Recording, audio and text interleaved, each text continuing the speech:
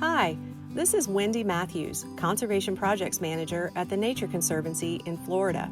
Rafter T Ranch is a 5,200-acre working cattle ranch owned by the Wool family, who have been ranching in Florida since 1949. The ranch is part of a larger area that functions as the headwaters for the Florida Everglades and is comprised of a mosaic of high-quality natural habitats.